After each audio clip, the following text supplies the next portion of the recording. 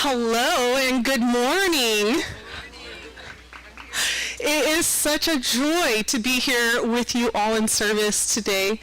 My name is Erin Hostetler, and before we get into our day, I want to take a moment to wish everybody a happy Memorial Day weekend. Thank you, and sharing gratitude for all of those who paid the ultimate sacrifice. So thank you for that.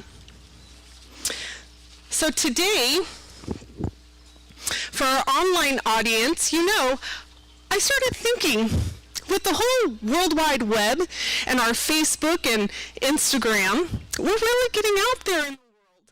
Yeah, we are. So for those of you who are joining us online, why don't you let us know where you are tuning in from? We'd like to know kind of where we are showing up in the world other than in Tustin, California. But welcome everybody, and today it is our great honor to have our spiritual ministry team member, Shara Moscinska, back with us. We love you so much. We are so glad you're back. And then we also have our musical guest artist. Where's Tina Meeks? Oh, hello, Tina. Good morning. And Carol Roman. We love you, Carol. So glad you're here.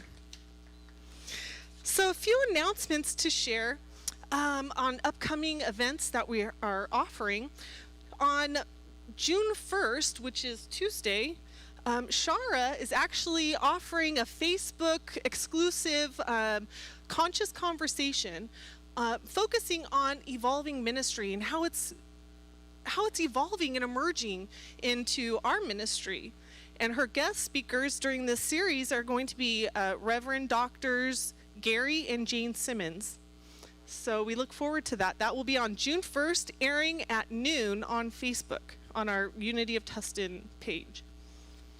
We also have next week, Craig Phillips is bringing his meditation with the Dow Tribe and Unity of Tustin on Wednesday evenings, and that will be on Zoom for now. There are plans in the future to bring that on campus, but for now it's still on Zoom, 7:30 on Wednesdays. We also have on Thursdays, Myrtle Fillmore's Healing Letters, a workshop with Reverend Blair Tabor and Don Teeters. I personally joined last week, and it was amazing, and it was so wonderful to see many of our community members there as well. So I do suggest you check it out, 7 p.m. Thursdays on Zoom. And something that is near and dear to my heart, we are having our youth and family ministry returning on campus next Sunday, June 6th at 11 a.m. Yes! We are so excited. It has been a long year and a half, and we are just thrilled to be able to have our kids and our students and our families back on campus. So please reach out to me, Erin Hostetler, for details on that if you're interested in serving or participating. And we also, one last announcement is that, our hospitality team does so much to provide just a wonderful chance to connect, and I know we don't have our food out right now, but we do have plans as church really starts opening back up that we will get back into serving, and hospitality is needing some volunteers. So if you feel that nudge from Spirit, or you want to learn some more information on how you can participate and support, please reach out to Susan Zach. Okay, so without further ado, Annette DeFontes is going to sing Surely the Presence. Thank you.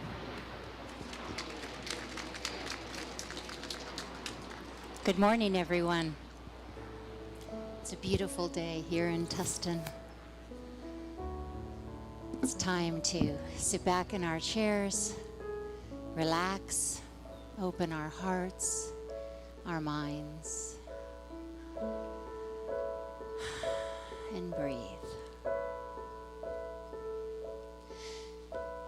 Surely the presence of the Lord is in this place. I can feel the mighty power and the grace. I can hear the brush of angels' wings. I see glory on each face. Surely the presence of the Lord is in this place.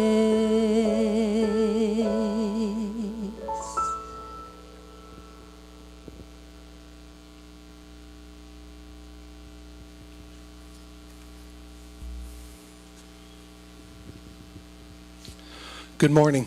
Good morning. My name is Jim Perry. I'm one of the prayer chaplains here at UoT of Tustin, and it's my great honor to open the service by lighting the Unity Christ candle with you. And I'm grateful to perform this sacred ritual because it's just a reminder that the indwelling Christ is within all of us, and we can access that anytime. Anytime you want to feel that presence of God, you can light this little candle right inside your mind.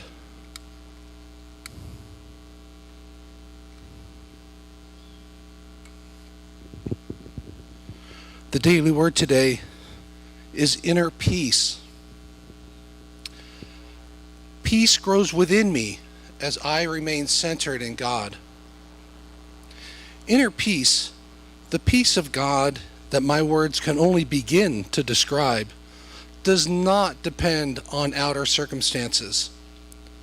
Peace does not come from any external source. It arises within me. At a place in consciousness sometimes called the center of my being, peace, like all the qualities of God, waits for me to recognize and claim it. I claim inner peace when I remember the truth that God's presence is always within me and with me. As I center my awareness in the divine presence within, peace does soothe my feelings and restores order to my thoughts. I move through all circumstances with calm assurance. Peace grows within me as I remain centered in God. Every event in my day contributes to the calm peace of my soul. And our biblical reference today is from the book of Isaiah, chapter 26, verse 3. Those of steadfast mind you keep in peace because they trust in you.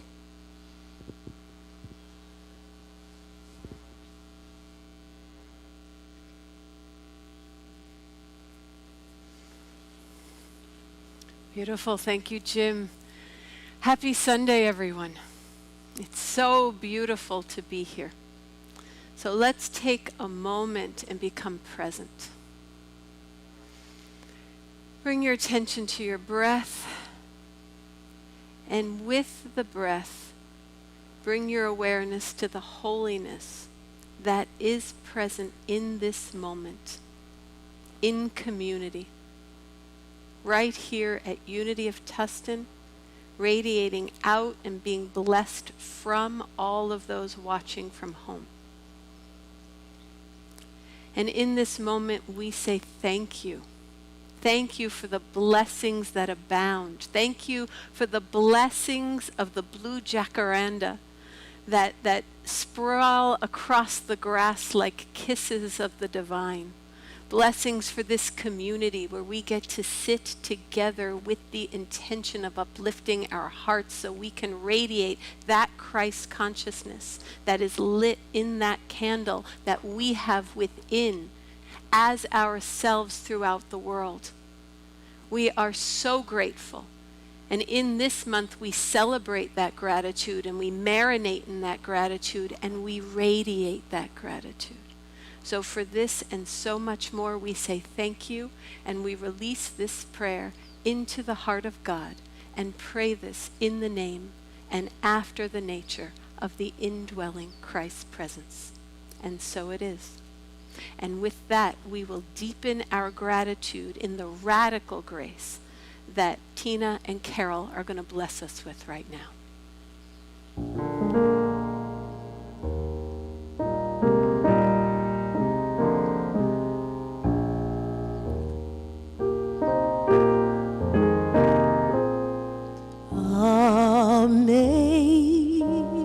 Amazing grace, how sweet the sound that saved and set me free.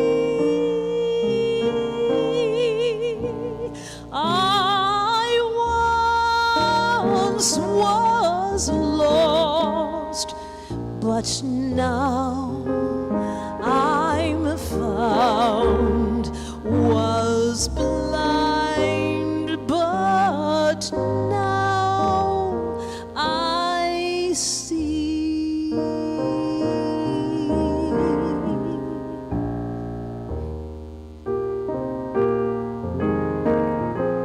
'Twas grace that taught my heart to fear, and grace my fears relieved.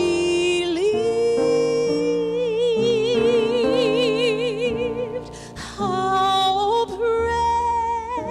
precious did that grace appear the hour I first believed. Through many dangers, toils, and snares, I have already come.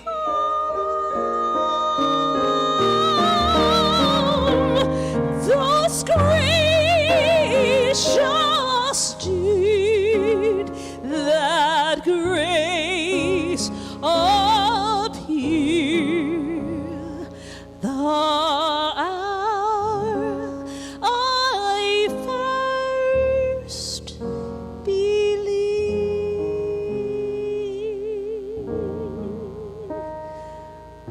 It will lead me home.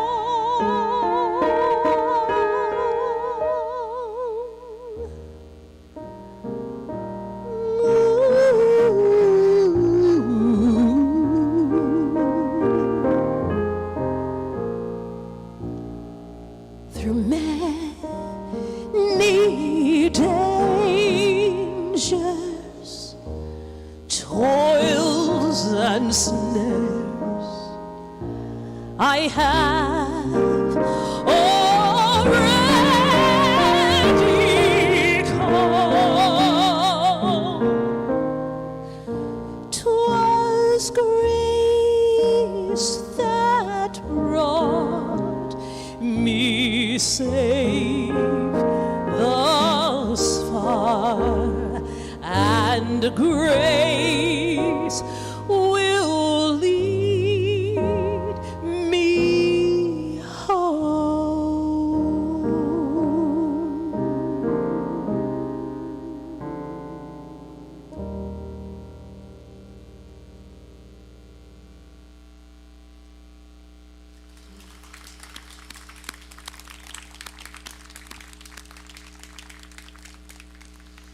So beautiful. Let's take that amazing song and move it into that grace leading us home. And we can get to that path of grace leading us home through gratitude, through radical gratitude.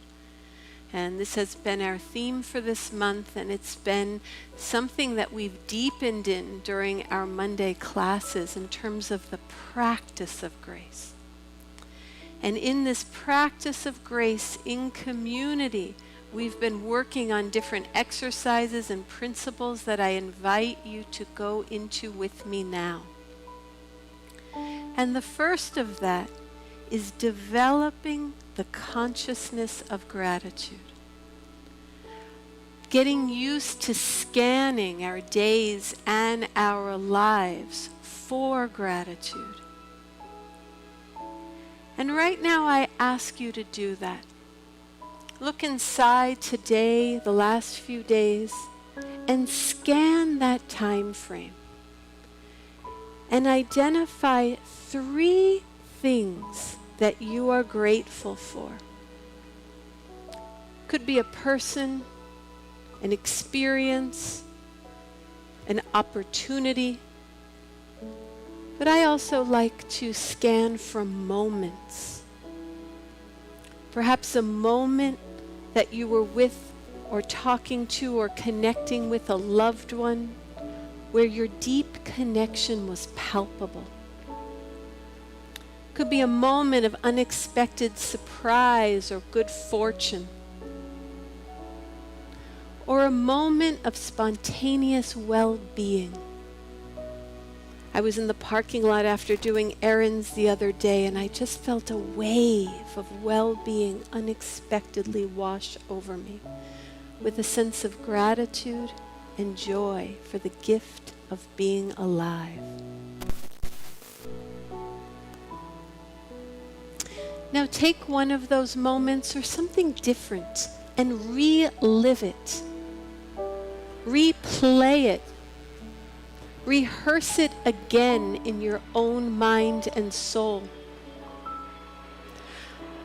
Notice the sensations as you revisit that moment of gratitude, the feelings, the thoughts associated with that experience. Support your neural network of well-being and gratitude, and allow yourself to enjoy the sensations, the thoughts, and the experience. And now imagine someone that you are grateful for, who did something or emanates something that inspires your gratitude. And imagine leaning in and sincerely telling that person what it is about him or her that you are grateful for. See yourself expressing your gratitude, sharing it, uplifting with it. And check in whether you can commit to do this, to put feet on this after the service. And let that person know that you are grateful for their beingness and their gift. And now include yourself. Take a moment and be grateful for you. In your unique you-ness, in your beautiful expression, in your divine gifts that you get to experience and express and share and cultivate in order to uplift us all. And finally, as David Stendal-Rast teaches us, bring your awareness for gratitude for this moment. Because each moment is a given moment. Each moment is a gift. We are here. Everything in this now moment is provided for. Or as Craig would remind us, nothing in this now moment is lacking. Feel into it. sense into it the gratitude and beauty of this gift, this given moment in the silence.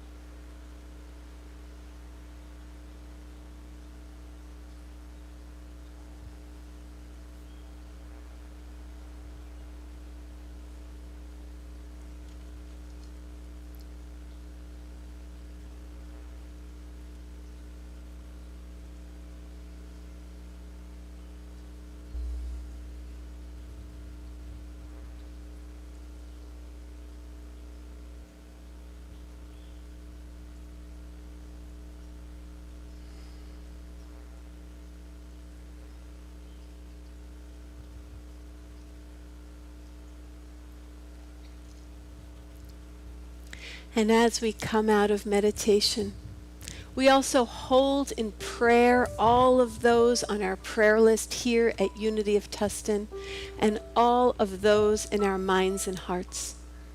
And on the eve of Memorial Day, we also hold in prayer and gratitude all of those who have served our country in the U.S. Armed Forces, and in particular, all of those who have lost their lives protecting our country, our democracy, and our freedom.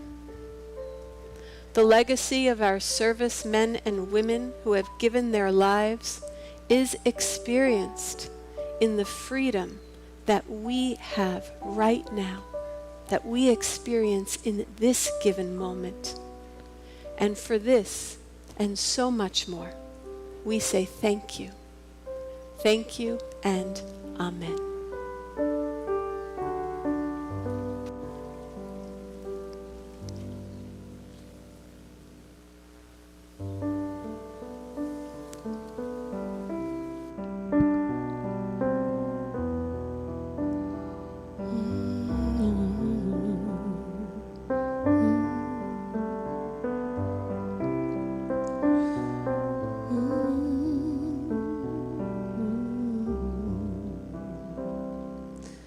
Love found me just in time.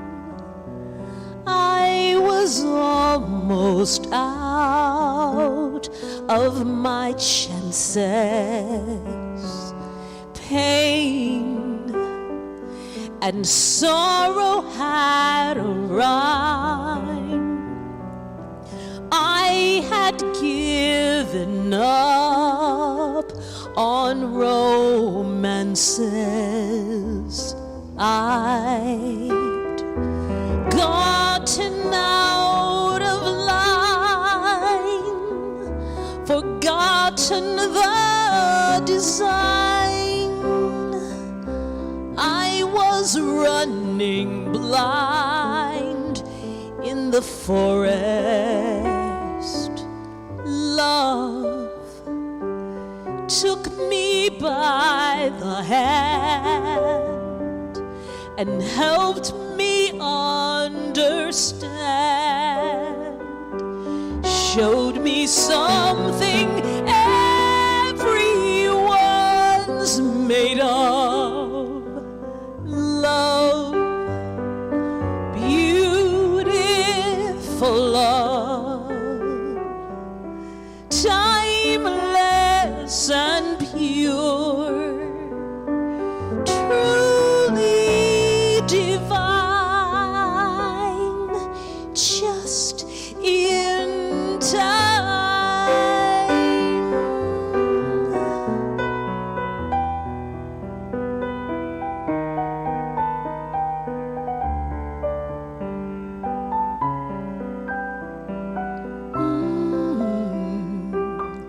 Ooh, just in time.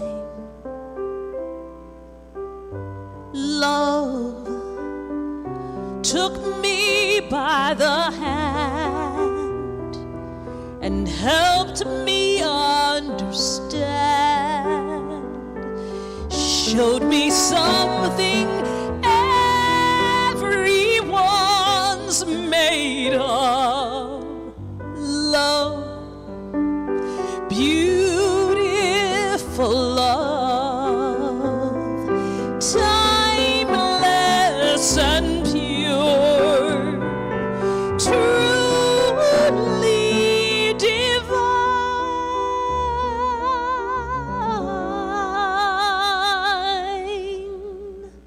just in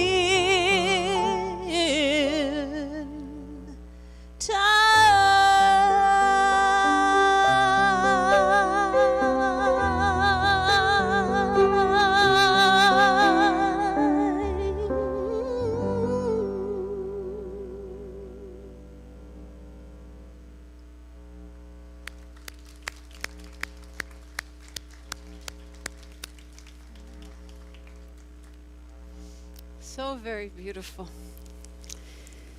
And it's really a love song. And what I'm about to share with you is actually a love story, although it might not seem that way at first. But it's about Dame Ragnell, and I thought it would be better if we start out by letting her tell her story, at least getting it started for her. So I'd like to introduce you to, is it time? Yeah. Yes, to Dame Ragnell. And she's got a few things to say to us, right? Oh, you bet I do. Oh, yes. Well, I will start by saying that I was told that this talk was called that loving your inner Dame Ragnell is the key to gratitude and grace. Well, I've been called many things in my day, but the key to gratitude and grace has not been one of them. So I'm very excited to hear what this one has to say, what she's got up her sleeves, because it sounds like it turns out quite well. Well, as you know, my name is Dame Ragnell. Pleased to make your acquaintance. And I lived in Arthurian times. And some of you may be shocked to discover that King Arthur, as a youth, was caught poaching a deer from a neighboring kingdom. Not the chivalrous goody two-shoes you might think. Well, the king found him. He tried to hide in a tree, but he found him and he said, "Arthur, the law says I can kill you on the spot. I do not need to be merciful, but I will. I will spare your life if you, in 1 year's time, can come back and tell me the answer of the most difficult question in the world." Well, being that it was his head, he agreed. And do you know what the most difficult question in the world is? Do you know, Christy? No. Do you know, Erin? No. How about you, Marty? No. I know the question, and I'm the only one with the answer. The question that's most difficult to answer is, what does a woman really want. Only I know. Do you know, Erin? You don't even know. You all want to find out, don't you? Well, so did King Arthur and Sir Gawain. And they went and looked all over the land, but nobody could tell them the answer until finally someone said, only Dame Ragnell will know, but she cost an arm and a leg. And on the day before he was going to be beheaded, in desperation, they came to me and they said, please, let us know the answer. What is it does a woman really want? And I said, I will tell you, but I must tell you my fee. You would wish it's only an arm and a leg. I will give you the answer and I will save your life, but in response, I shall be betrothed to your blood brother, Sir Gawain. Well, being that the options were dim, they agreed. And the answer to what a woman really wants is sovereignty. She wants sovereignty over her own life. Well, King Arthur and Sir Gawain went to the king and they gave him the answer, and he knew that it was true. He spared his life, and I was given the wedding that brought forward all the kingdoms. And oh, at the wedding table I put on quite the show.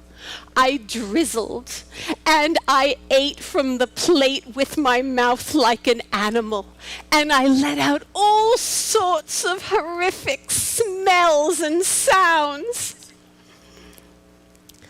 But a strange and surprising thing happened.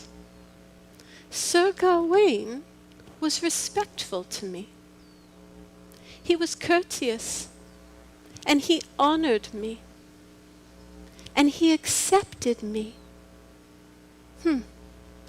I must say it's not usual for me, but I'm a bit dumbstruck.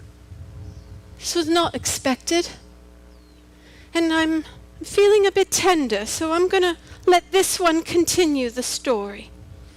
Thank you. Thank you.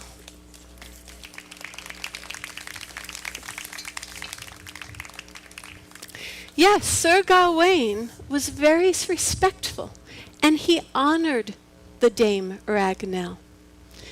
He even decided that in the bedroom chamber, he would treat his new wife as if she were desirable. And he stripped down and got into bed and waited for Dame Ragnell to approach. And when she entered the bedroom chamber, she was a dignified, beautiful woman.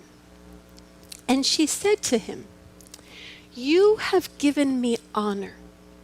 You has given me respect. And as a result, I will be dignified, beautiful woman for you half time, and hideous old witch the other half. What would you choose? Would you like me to be hideous witch in the day, embarrassing you with your friends, but dignified woman in your bed at night? Or would you like me to be dignified woman during the day with your friends, and hideous witch in your bed at night? What would you choose? What would you do?" Well, Sir Gawain thought about this a long time. And then he said to Dame Ragnell, "I will let you choose." And she said, "For the added honor of also honoring my sovereignty, I will be beautiful, dignified woman both day and night."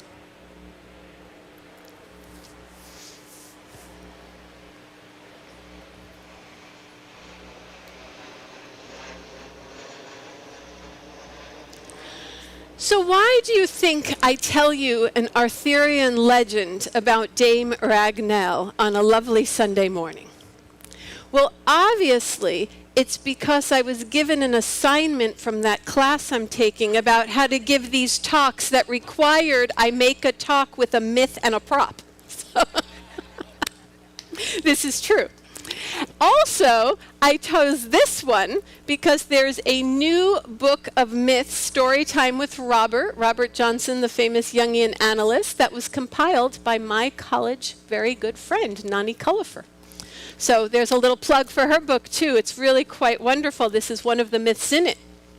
But the reason I chose this myth is because there's tremendous stories and lessons that really are that are congruent with our unity teachings. One of the things that comes to mind is that this myth requires that we implement our fifth unity principle, which means that understanding is not enough, we must put feet on it. Sir Arthur and Sir Gawain get the answer. What a woman really wants is sovereignty over her own life. But the understanding in itself causes no transformation at all. It's only when Sir Gawain lives it, lives the understanding of offering the sovereignty, that not only is Dame Ragnell transformed, but so is Sir Gawain, because he showed the courage of embracing life as it is given to us by God. The other thing this myth shows is that there is one power and one presence, God the good, everywhere present. And how we get to gratitude and grace is when we embrace what God gives us as our life. We are transformed. And in that transformation, we can be grateful. And that is the field of grace, when we can use everything for our upliftment and transformation, where everything serves the unfolding of God and Christ consciousness in the world. When we love our Dame Ragnells, it is the key to our gratitude and grace. So I'd like to tell you about how this worked in my own life. One of my trainings as a psychotherapist is I took classes on how to be a sand tray therapist. And for those of you who don't know, sand tray therapy is a very powerful, beautiful, kinesthetic, Jungian-based psychotherapy, where the client goes into the therapist's office and he or she has a wall full of amazing figurines. And the client goes and chooses different figurines, some the same, some different, week after week, based on a resonance, an unconscious knowing, a preference, and then brings these figurines into a sand tray table and starts to manipulate the figurines, and they can reenact shadow. They can reenact what's been unexpressed, what's unconscious, what is intergenerational, which is what is seeking to be healed. And like Sir Gawain, I didn't want to know how to be a sand tray therapist in my understanding. I wanted it in experience, so I became a client myself. And I was working with my sand tray, and I identified this little clay, multicolored, part human, part animal head. And I identified it as my inner, ruthless, relentless, critical, big, stupid, critical head. And I saw it in my tray, and the more I worked with it, the more I hated it. Maybe you have a voice like that inside. Maybe it's gotten less over time. Maybe it's gotten more over time. But mine could paralyze me. I could never be doing what I do today if I had not made some peace with that part of myself. But in the tray, I hated it. And the first thing I tried to do is take all my other figurines, which are all of my other resources, and I put the head against the side of the tray, and I put all my figurines around it so I could almost imprison it. But it didn't really help because it was still there. Then I took that big, stupid, critical head and I buried it. And I put all my resources on top of it to try to stop its emanating power of criticism. But it was still in control. It manipulated what happened to all of my other figures, and its power was still there.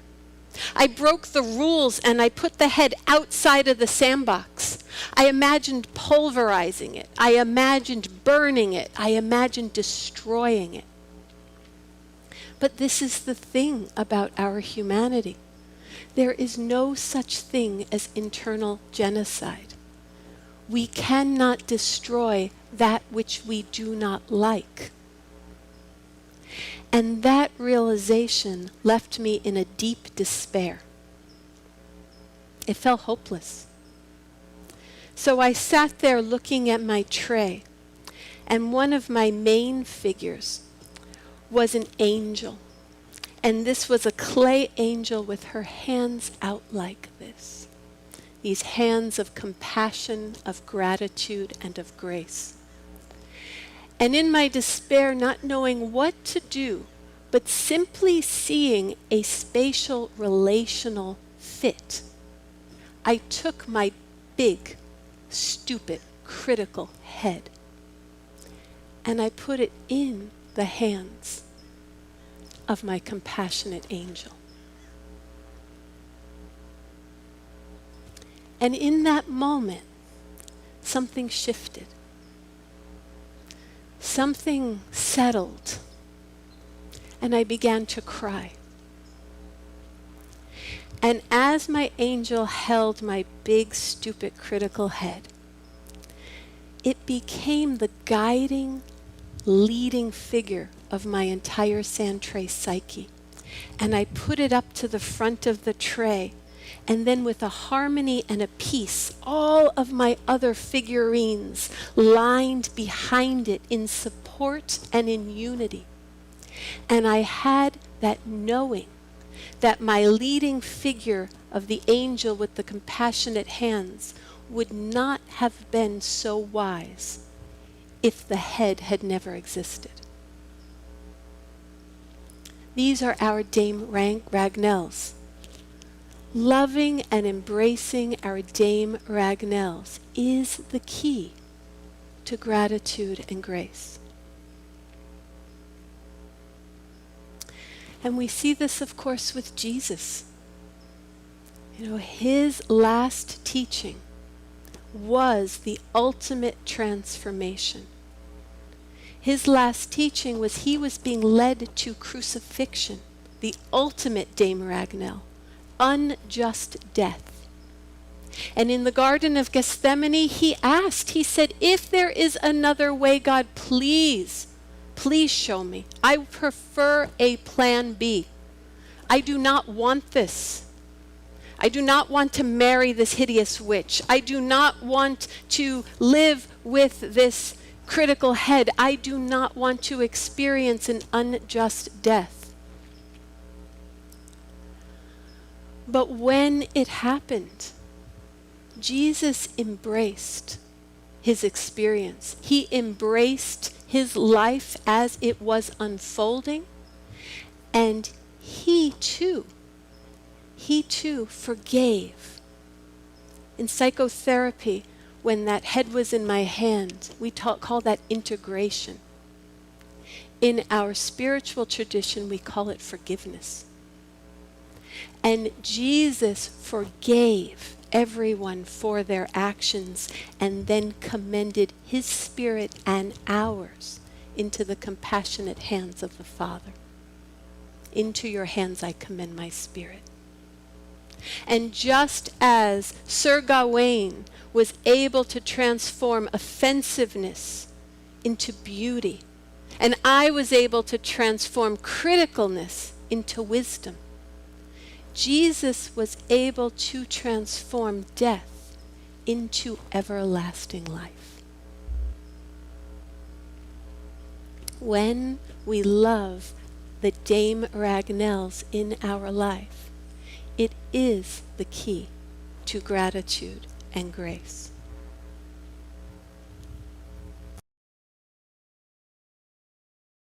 understandings you get in your life are only the first step.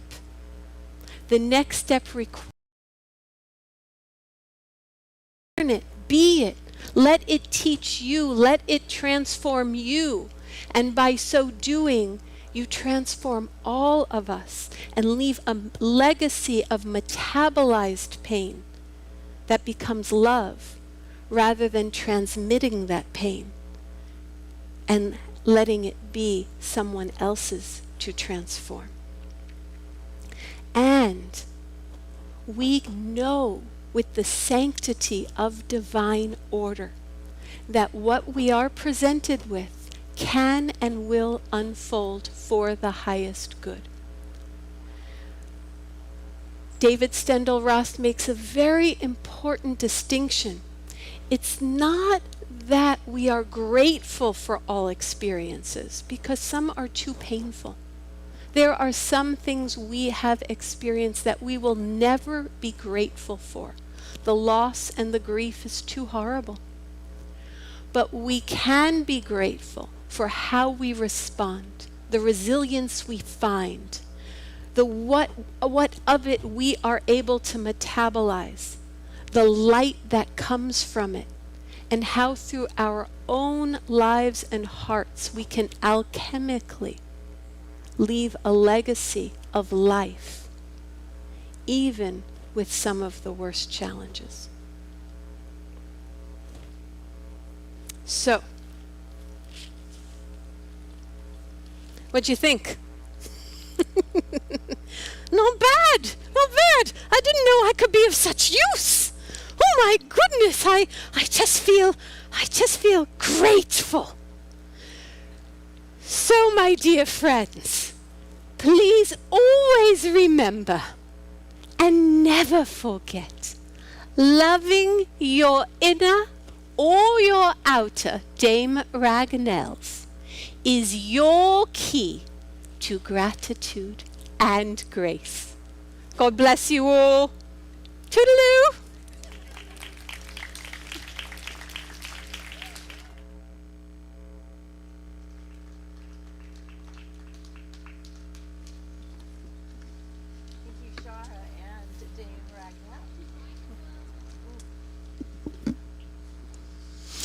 Thank you, Shara and Dame Bragnell.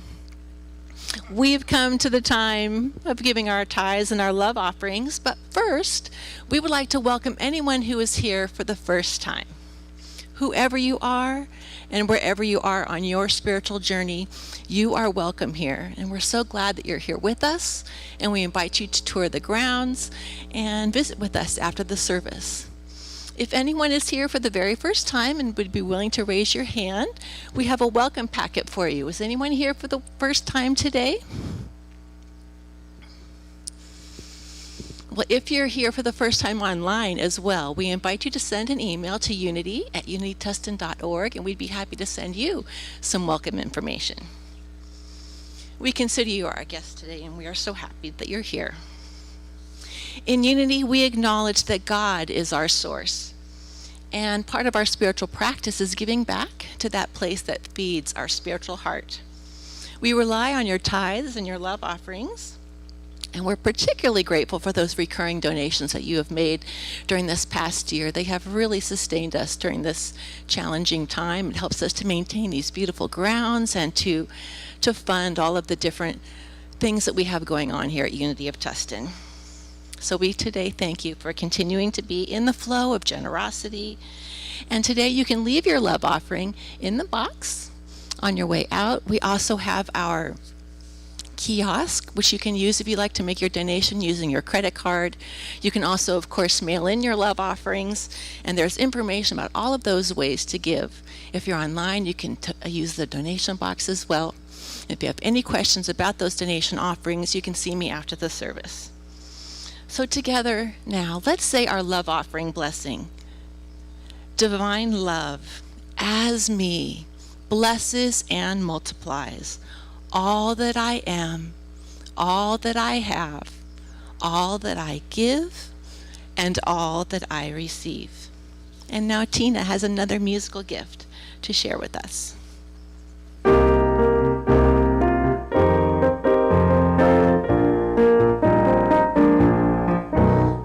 am looking on a brighter day.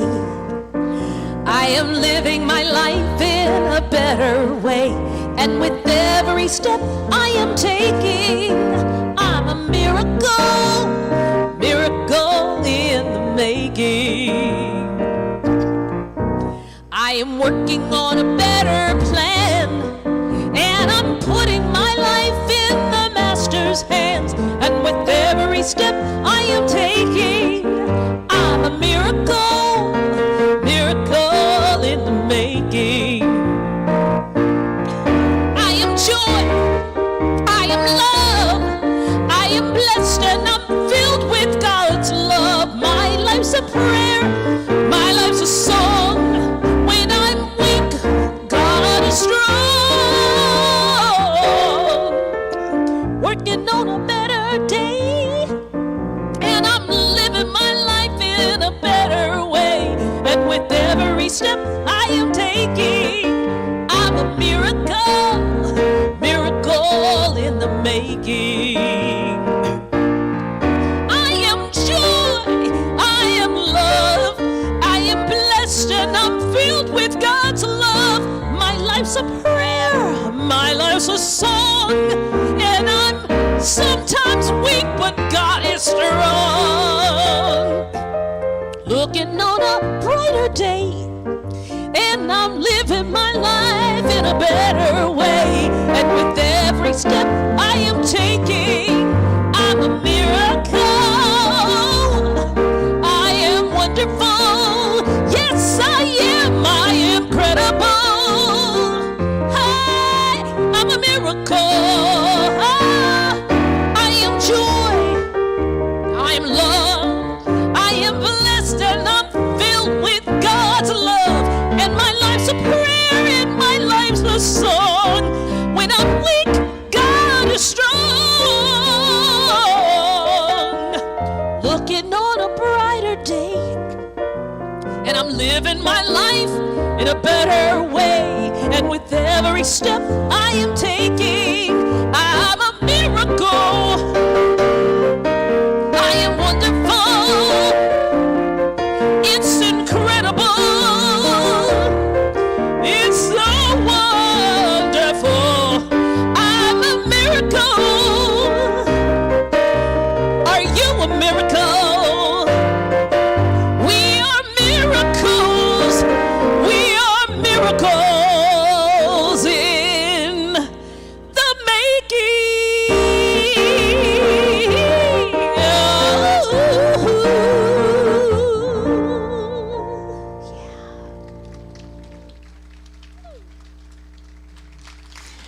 Thank you, Tina and Carol.